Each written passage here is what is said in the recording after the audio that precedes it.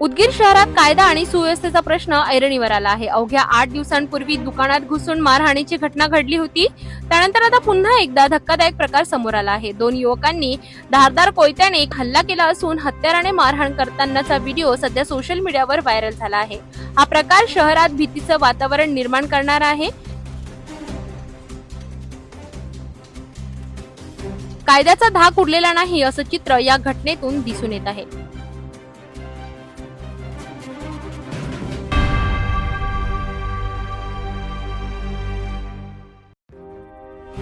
बुलढाणा जिल्ह्यातील सिंदखेड राजा तालुक्यात मुसळधार पावसाचा परिणाम दिसून आला आहे.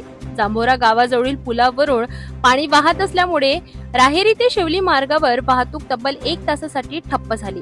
जांभोरा येथील पुलावरून पाणी वाहून लागले, त्यामुळे नागरिकांनी खबरदारी घेत पुलावरून वाहतूक थांबविली. राहेरी ते शेवली मार्गावर 1 तासासाठी वाहनांची वर्दळ पूर्णपणे बंद होती. नागरिकांनीही सहकार्य करत पुलावर जाणे टाळले. पाण्याचा जोर ओसरल्यावरच वाहतूक पुन्हा सुरळीत झाली. प्रशासनाने देखील नागरिकांना सतर्क राहण्याचे आवाहन केले आहे.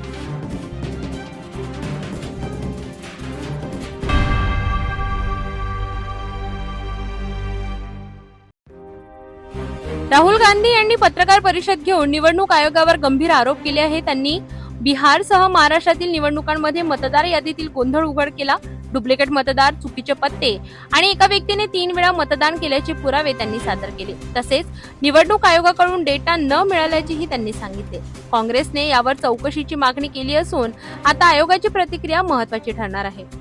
Now the election commission has to give us that information, give the people of India that information, because if they don't, there are going to be consequences. There are going to be consequences for every single polling officer who's doing this. Doesn't matter how senior you are, how junior you are. One day, the opposition is going to come to power, and then you see what we do to you.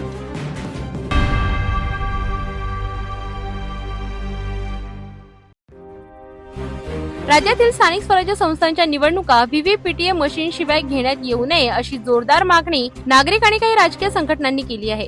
व्हीव्हीपीटीए म्हणजेच voter verified paper audio trail मशीनमुळे मतदाराला आपण दिलेला मतदान योग्य उमेदवाराला गेलं की नाही याची खात्री मिळते. त्यामुळे निवडणुका पारदर्शक आणि विश्वासार्ह होतात. जर व्हीव्हीपीटीए मशीन्स उपलब्ध नसतील तर निवडणुका पारंपरिक बॅलेट पद्धतीने घ्याव्यात अशी मागणी करण्यात आली आहे.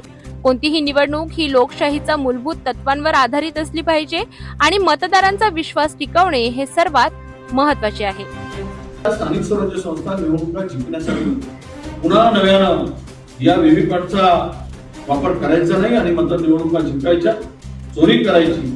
आमचं स्पष्ट मत आहे की ही जर तुम्हाला वेळ जात असेल तर बॅलेटवर निवडणुका घ्या.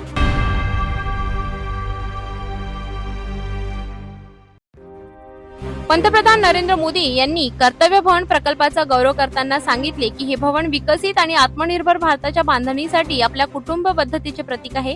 हे भवन तयार करणाऱ्या कामगारांची मेहनत आणि दृढ निश्चय संपूर्ण देशाने पाहिला. त्यांनी या श्रमिकांशी संवाद साधला आणि त्यांच्या योगदानाबद्दल समाधान व्यक्त केले.